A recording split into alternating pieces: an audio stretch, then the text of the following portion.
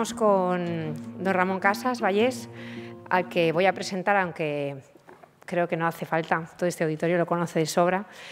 Es profesor titular de Derecho Civil en la Facultad de Derecho de la Universidad de Barcelona, presidente de ALADA, la rama española de ALAI, y además profesor en numerosísimas universidades. Fue hasta 2011 vocal permanente de la Comisión Mediadora y Arbitral de Propiedad Intelectual de este ministerio y además, bueno, participante en numerosísimos seminarios y jornadas internacionales, incluido ALAI, también el Congreso Iberoamericano de Propiedad Intelectual y tantos otros foros y encuentros académicos, además de autor de numerosísimos libros, manuales, que muchos de nosotros hemos leído y releído y consultado una y otra vez. Así que, por favor, Ramón, si puedes venir aquí y inaugurar este. Creo que vienes mejor por aquí. No, ya va. Bueno, muchas gracias.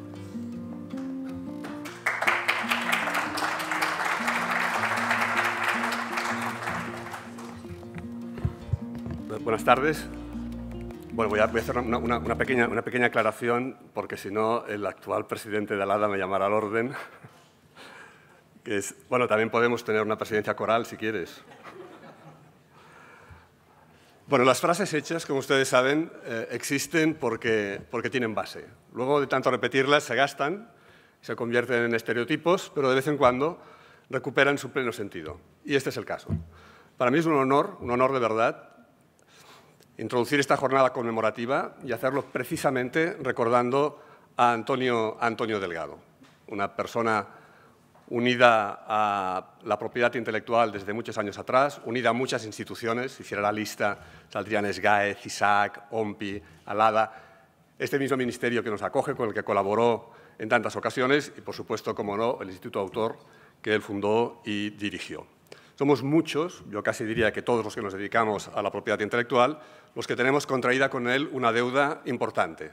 Además, las deudas de verdad, como todos ustedes saben, no se pagan. En el derecho de obligaciones nos dice que sí, que las deudas se pagan. En cambio, hay deudas que no se pagan. Hay deudas que solo se pueden reconocer. Y precisamente lo que hace el reconocimiento es mantener viva la deuda y la gratitud.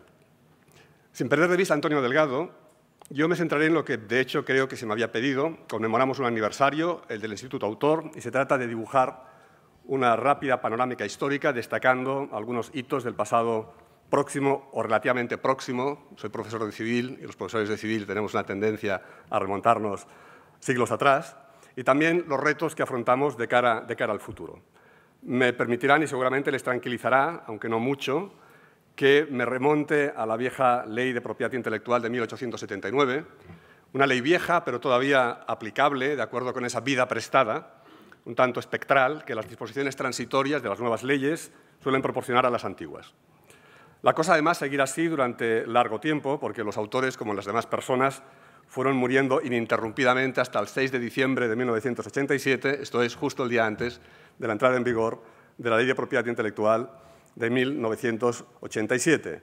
Y esto significa que nos quedan todavía unos buenos 50 años para seguir aplicando la vieja Ley de Propiedad Intelectual de 1879. Por lo tanto, los jóvenes que hay en el auditorio y los optimistas pueden empezar a preparar ese aniversario. Muchos convivimos con la Ley de 1879, pero la verdad es que no le hicimos mucho caso, porque la propiedad intelectual, que estaba en los programas de derecho civil y mercantil y en los manuales, en realidad era una perfecta desconocida, salvo para un pequeño grupo de iniciados, tanto prácticos como en menor medida teóricos, y entre ellos estaba Antonio Delgado. Antonio Delgado conoció bien y vivió los últimos años de la Ley de 1879 y además trabajó para mejorarla. Desde la distancia, esta Ley de 1879 ha adquirido un cierto halo de prestigio, y es normal, porque alcanzó más de un siglo de vigencia. Pero, como suele suceder, le atribuimos a veces más virtudes de las que tuvo. Los españoles creo que somos desmedidos tanto en el elogio como en el vituperio. Yo creo que el elogio es merecido, pero olvidamos que la Ley de 1879 incluía un registro constitutivo, es decir, una disociación entre la condición de autor y la titularidad de derechos que hoy consideraríamos del todo aberrante. Tampoco conocía el derecho moral, y a todos nos viene a la mente el caso de Pablo Serrano, y ello a pesar de que en nuestro país era miembro fundador del convenio de Berna. Cuando en las facultades de Derecho explicamos las diferencias entre copyright y derecho de autor, creo que deberíamos poner menos entusiasmo al decir cuál es nuestra tradición. Los españoles tenemos una enorme facilidad en inventarnos tradiciones. Como tenemos un pasado muy rico, pues siempre podemos escoger la tradición que más nos conviene en cada momento. Con todo, vista la posterior evolución de los acontecimientos, del mundo en el que vivimos, lo que más suele recordarse y ensalzarse de esta ley de 1879 es su formulación en términos de neutralidad tecnológica, esto es, buenos principios capaces de absorber el impacto de las revoluciones tecnológicas. Ello le permitió a esta ley asimilar una imparable cadena de avances, la radio, un poquito anterior a esta ley de la que hablamos, el cine, un poquito posterior, y también la televisión. E incluso, a mí siempre me hace una cierta gracia recordarlo, aunque a pelota pasada, nuestro Tribunal Supremo, ya una vez aprobada la ley de 1987, se permitió el lujo de decir como una obviedad que la ley de 1879 ya protegía los programas de ordenador que, por supuesto, nadie pudo llegar a imaginar en aquella época. Cierto que la buena vieja ley de 1879, como ven, me estoy dejando llevar por la nostalgia, porque cuando uno la lee pues tampoco era tan buena, no pudo evitar que se aprobasen algunas leyes especiales de carácter sectorial. Leyes que ya apuntaban un riesgo importante, que es el riesgo de fragmentación y olvido de los principios. Me refiero, en primer lugar, a la Ley 17/1966 sobre derechos de propiedad intelectual en las obras cinematográficas, que atribuía directamente los derechos de explotación económica al productor mediante un sistema de cesio legis, por cierto, hoy vedado por el Tribunal de Justicia de la Comunidad Europea en la sentencia del caso Luxan del año 2012. También me refiero, como una ley extraña que convivió con la de 1879, y esta sí que es una ley completamente sectorial, porque no solo trataba de propiedad intelectual, a la Ley del Libro de 1975, cuyo preámbulo, tantas veces citado, decía que en adecuado homenaje a la realidad se reconoce la figura del autor persona jurídica. Yo creo que hay que ir con mucho tiento con esas leyes en las que determinados sectores hacen su propia ley. Los autores generalmente se defienden mejor juntos, aunque pertenezcan a dominios diferentes. Por fortuna, la deriva que marcaban estas exorbitantes leyes del cine y del libro no cuajaría. En los 80 se empezó a trabajar en una nueva ley de propiedad intelectual y aquí intervino, en la elaboración, junto con otras personas, pero de una manera muy sobresaliente, intervino Antonio Delgado. Y el resultado fue un resultado, yo creo que francamente positivo. La ley estaba, creo yo, a la altura de los mejores del mundo y así lo reconoció la doctrina extranjera y española. Era una ley bien estructurada, una ley que distinguía bien obras y prestaciones y que en cuanto a las primeras, en cuanto a las obras, aposentó claros y buenos principios. Protección por la creación, derechos morales, definición precisa de los derechos económicos, tutela contractual de la parte más débil, reglas de efectividad, lo que los anglohablantes llaman enforcement, y una buena, mejorable pero buena, regulación de la gestión colectiva. En definitiva, esta ley de 1987, que yo creo que es la que nos introduce en la modernidad del derecho de autor, puso negro sobre blanco un afinado instrumental dogmático, una auténtica cartografía conceptual. Y para muestra, un botón. Es decir, los profesores de universidad podemos explicar esta asignatura con la ley, directamente. Es decir, la estructura de la ley nos resulta extraordinariamente útil para poder explicar la materia, y eso no se puede hacer con todas las leyes. Una buena muestra de la calidad de esta ley fue su propagación por el área latinoamericana. Como ustedes saben, las leyes compiten en el mercado mundial, a los países les interesa que sus leyes estén bien colocadas en ese mercado y la Ley de Propiedad Intelectual española se expandió bien, fue muy bien acogida en el área latinoamericana. Pero bueno, no nos engañemos, se debía a su propia calidad, pero también hubo apóstoles. Y entre ellos, creo que no exagero si pongo a la cabeza a Antonio Delgado, que hizo de los cursos OMPIES GAE una plataforma extraordinaria.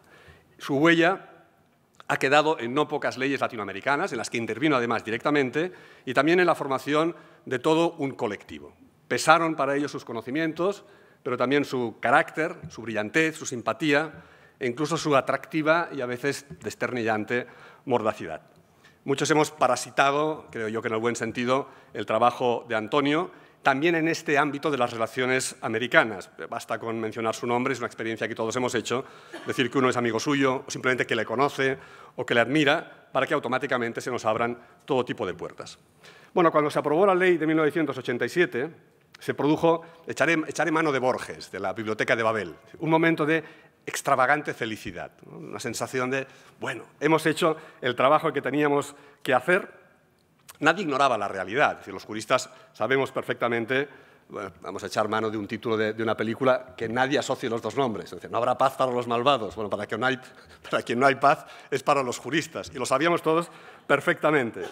Pero quizás se pensó que la necesidad de cambios no iba a ser tan inmediata. Un poco la sensación de que el legislativo podría descansar durante largo tiempo, dejando a la doctrina, a los abogados y a los tribunales la tarea de estudiar, interpretar y aplicar la nueva ley. Si la rudimentaria ley de 1879 había disfrutado de una vida tan extensa, ¿qué no cabría augurarle a una ley técnicamente a años luz de la misma? El mismo Antonio Delgado expresaba una opinión en este sentido. Nos decía, pese a todos sus defectos, y Antonio Delgado jamás pasaba un defecto por alto, con toda cordialidad, pero jamás pasaba un defecto con alto, es quizá la mejor que podía ser imaginada. Y añadía, la expectación de los juristas, él incluido, está ahora puesta en cómo van a ser aplicadas por los tribunales esas novísimas disposiciones que en muchos aspectos, y a él evidentemente no se le escapaba, no pasaba como nos pasa a nosotros, que hablamos de la ley de 1879, pasando por alto sus pecados, significan un giro copernicano en la concepción dominante en España sobre el derecho de autor. Doctrina y jurisprudencia se aplicaron, en particular en el ámbito académico, la doctrina civil, yo creo que ha hecho los deberes. Hay un colectivo de investigadores, sangre joven, sabiamente guiada por algunos de nuestros mejores académicos. También la jurisprudencia los ha hecho, y aquí hay que anotar la importancia que ha tenido la puesta en marcha en el año 2004 de los juzgados de lo mercantil. Pero pese a todo, pese a esas perspectivas de plácido estudio y aplicación de una nueva ley, las cosas no se produjeron como se había planeado. No sé si sucede eso alguna vez, esto es que las cosas se producen como se han planeado. La primera reforma se produjo ya en 1992. No era, sin embargo, una reforma alarmante. Y me explicaré por qué, sin duda, todos recuerdan que esta reforma destapó un serio problema que desde entonces ha venido siendo un tremendo quebradero de cabeza, que es el problema de la copia privada y su compensación. De hecho, nos persigue tanto que mientras yo venía hacia acá en el AVE, Ricardo Cabaleiro nos enviaba un correo diciéndonos se acaba de dictar la sentencia del caso Reprovel. Es decir, que la copia privada nos persigue desde 1992. Pero yo creo que a pesar de esto, esta primera reforma de 1992 se pudo percibir por los juristas que habían intervenido en la redacción de la de 1987 como una operación de ajuste fino, como si se tratase de una pequeña réplica de asentamiento del verdadero terremoto que había supuesto, en el mejor de los sentidos, la aprobación de la ley de 1987. En realidad, sobre ese trabajo sosegado se cernían dos amenazas de gran calado. Quienes aprobaron la ley del 87 las conocían, aunque no esperaban seguramente que sus efectos se produjeran tan inmediatos. Ambas amenazas son las que han marcado el devenir de la propiedad intelectual y han sujetado nuestra legislación a un movimiento casi continuo. Yo siempre suelo decir que los físicos buscan el movimiento perpetuo, los juristas lo hemos encontrado hace bastante tiempo y tenemos el BOE constantemente cambiándonos el panorama.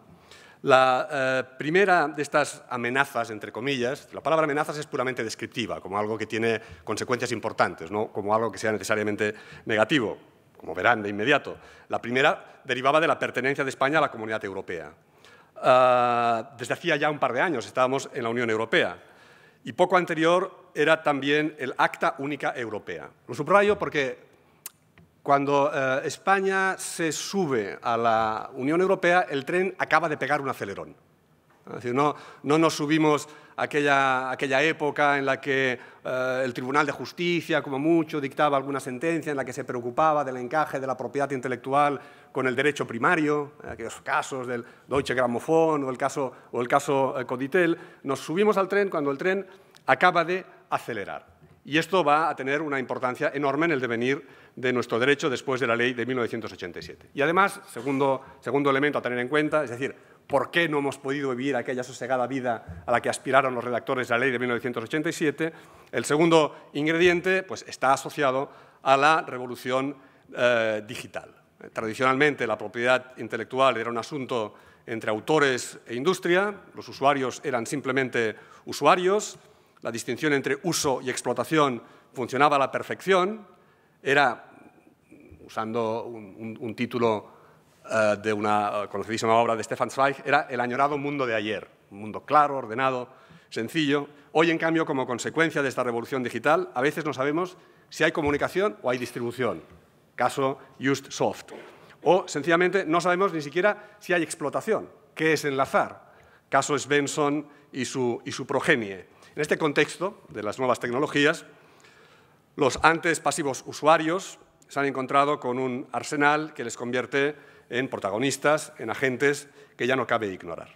En ese contexto, la Unión Europea constató que la propiedad intelectual pues, ya no era un mundo marginal, sino una pieza muy importante, también en términos económicos, para la construcción de un mercado común. Y desde el Libro Verde sobre el derecho de autor y el desafío tecnológico puso en marcha la maquinaria para alinear las diferentes legislaciones nacionales, dando lugar a una primera generación de directivas, de las cuales la inaugural fue sobre programas de ordenador, incorporada al derecho español por una ley de 1993, de la que, desde luego, como de todas, se ocupó Antonio Delgado.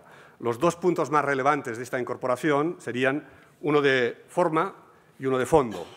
El de forma, el recurso a una técnica legislativa nefasta. Se aprobó una ley especial y se dejó a los operadores jurídicos su encaje con la Ley de Propiedad Intelectual de 1987, que, como es notorio, ya protegía los programas de ordenador. Y en cuanto al fondo, los programas de ordenador no han dejado de ser un inquilino incómodo dentro de la Ley de Propiedad Intelectual, con una originalidad a la baja, una cuasi protección de las ideas.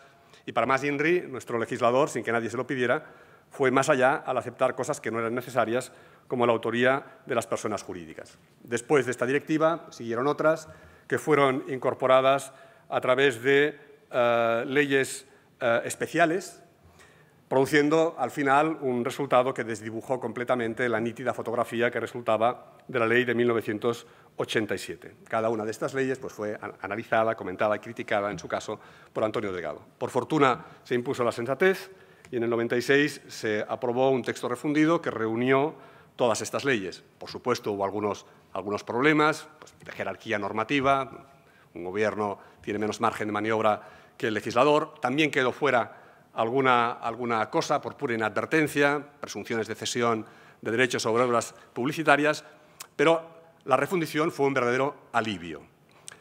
Es esencial que no haya normas de propiedad intelectual fuera de la Ley de Propiedad Intelectual. Es esencial. O al menos, si algún día hay alguna, que sea claramente consciente quien lo haga y que esté perfectamente conectada con la ley básica o de referencia. El derecho español procuraría respetar en lo sucesivo esta máxima y las leyes posteriores se incorporaron mediante reformas del texto refundido. Con todo, la máxima, que no haya leyes de propiedad intelectual fuera de la ley de propiedad intelectual, tiene algunas excepciones. Una muy aparatosa, pero poco grave, y la segunda menos visible, pero en mi opinión más preocupante. La excepción aparatosa tiene que ver con la Directiva del Derecho de Participación. Es decir, cuando se incorpora esta directiva, no se hace modificando el artículo 24 del texto refundido, que era lo lógico, lo que todos esperábamos, sino que se hace derogando el artículo 24 y aprobando una ley especial, la 3/2008 de 23 de diciembre. La verdad es que tuve que ir a mirar, porque pensé, 23 de diciembre y solo 3 leyes. Pues sí, en ese año, el 23 de diciembre, se habían aprobado solo 3 leyes. También aquí las cosas han cambiado mucho. La otra excepción a mí me parece más preocupante, porque nos conecta con aquel problema de las leyes sectoriales que ya aparecieron con la ley de 1879. Pondré solo un ejemplo menor y paso a otro punto. La Ley de Ciencia y Tecnología del año 2011 incluye previsiones sobre acceso abierto a las publicaciones de los investigadores o sobre transmisión de derechos de propiedad industrial e intelectual. Y lo mismo haría también, en el mismo año, la Ley de Economía Sostenible. No estoy diciendo que los criterios que están en estas leyes sean buenos o malos. Lo que digo es que Si son buenos, llevémoslos a la ley de propiedad intelectual y eso dará más armonía a algo que quizás sí que necesitaría una vuelta, que es la regulación de los esquemas contractuales para la transmisión de derechos de propiedad intelectual. Luego vendrían otras directivas, la directiva de efectividad, en la que, por cierto, se reguló la cuestión de la indemnización, que ha dado lugar a un auto planteando una cuestión prejudicial de nuestro Tribunal Supremo. Pueden sumarse la regalía hipotética y el daño moral. Después la directiva de la sociedad de la información, esta que los anglohablantes llaman la Copyright Directive y nosotros llamamos Directiva de la Sociedad de la Información, pero en fin, a lo mejor también, siguiendo con los títulos de las películas y siendo del 2001, podríamos llamarla la Directiva de la Odisea en el espacio digital. Es una directiva que realmente lo que estaba haciendo era trasladar primero al ámbito regional de la Unión Europea y luego, a través de la ley de incorporación, todas las soluciones que se habían intentado en el ámbito internacional para los retos planteados, por eso que seguimos llamando, a pesar de los años pasados, nuevas tecnologías. Después vendría un año que es trágico, que es el 2011. Es trágico a un nivel soportable por las novedades que se produjeron en el nivel legislativo, pero trágico en un nivel pues, menos soportable porque fue el año que murió Antonio Delgado. Es decir, ahí acabó el camino que él venía haciendo con la legislación de propiedad intelectual. En 2011 se produjo un nuevo paso en este movimiento perpetuo que nos lleva a los juristas con la lengua afuera, y por cierto ha convertido en un clásico, es la solución que todos tenemos para títulos de seminarios, el de cuestiones de actualidad en materia de propiedad intelectual. Es un título que ya está perfectamente acuñado porque siempre hay cuestiones, no sabes qué poner, pon cuestiones de actualidad en materia de propiedad intelectual y seguro que lo habrás acertado. Bien, esta ley de 2011 de economía sostenible es la que tenía como disposición final 43. Disposición final 43, una modificación del texto refundido, la que se conocía popularmente como Ley Sinde o Ley Sinde-Wert, y algunos añadían Ley Sinde-Wert-Lasalle, es decir, ya estaban todos los nombres, la que reformó la Comisión de Propiedad Intelectual, dando un protagonismo que en otras épocas pasadas había tenido a la Administración en la protección de los derechos de propiedad intelectual, en este caso en las redes, a través de un procedimiento administrativo de restablecimiento de la legalidad. Y del mismo año fue otro aldabonazo asociado, aunque no como efecto suyo necesario, a una sentencia del Tribunal de Justicia del año 2010, conocida por todos ustedes, que es el caso Padawan. Les ahorro los detalles, pero en definitiva lo que vino a decir el Tribunal de Justicia es hay alguna desviación en el sistema español de compensación por copia privada. Hay gente que no debería pagar, está pagando y no puede recuperarlo. Ingenuamente algunos pensábamos que la consecuencia de la sentencia del caso Padawan sería una intervención quirúrgica. Es decir, modifiquemos aquello que se tiene que modificar. Bueno, las cosas no fueron así. Se produjo aquí también un giro copernicano y mediante un Real Decreto Ley, que es algo que en una jornada de ayer uno de los intervinientes comentaba como algo muy inusual en materia de propiedad intelectual. También es inusual el número de reglamentos que se han ido acumulando junto al texto básico. Lo que hizo este Real Decreto Ley, un 30 de diciembre, fue modificar el sistema de compensación, abandonar el sistema de canon y establecer el pago con cargo a una partida de los presupuestos generales del Estado. Antonio nos había dejado en julio de 2011 qué habría dicho y cómo lo habría dicho acerca de esta modificación. Estamos todos a la espera de lo que diga el Tribunal de Justicia de la Unión Europea, porque en este caso nuestro Tribunal Supremo, Sala Tercera de lo Contencioso Administrativo, pues, ha elevado algunas dudas acerca de este sistema. Y luego ya vendría, pero aquí me detengo porque creo que estoy abusando de su paciencia y además luego hay un interviniente que podrá hablar con más tranquilidad de estas cosas. Luego vendría la última. Bueno, en derecho siempre es la penúltima reforma, que es la que ha llevado a cabo la Ley 21/2014, que ha incorporado, ha hecho muchas cosas que no son menores, pero ha servido para incorporar dos directivas y dejar colgada una que ha quedado pendiente. Y tenemos poco tiempo, que es la Directiva sobre Gestión Colectiva, para la que el plazo vencerá en 2016. Si luego cumplimos o no, bueno, yo creo que esto es de una gravedad relativa. En la misma jornada en la que estuve ayer, intervino una jurista francesa que decía que Francia pues, nunca cumple, que siempre va tarde. Es decir, pues, bueno, tampoco es una cuestión de extrema gravedad, pero es una directiva muy importante y vamos a tener que incorporarla. Conclusión final para conectar con lo que se me había pedido, que es que recuerde a una persona tan entrañable como Antonio Delgado. Pues yo la pregunta que me iría haciendo es ¿y qué haría Antonio hoy? Es decir, ¿qué es lo que diría? Bueno, yo sé que seguro Antonio Delgado con tanto árbol no dejaría de ver el bosque. Es decir, que era una persona que realmente los principios los tenía entendidos y siempre los aplicaba de una manera absolutamente coherente. Y, por lo tanto, pues, bueno, le echamos a faltar. Es decir, hay muchos juristas que nos hemos especializado en propiedad intelectual, casi a veces uno compara 1987 con la situación actual y dice, bueno, ¿cuánto hicieron tan pocos y cuántos somos ahora? Y estudiando mucho, además hay gente muy valiosa, y nos cuesta mucho más manejar este tipo de situaciones que se han vuelto de una complejidad extrema. Pues dicho esto, y agradeciendo su atención, yo ya concluyo la intervención.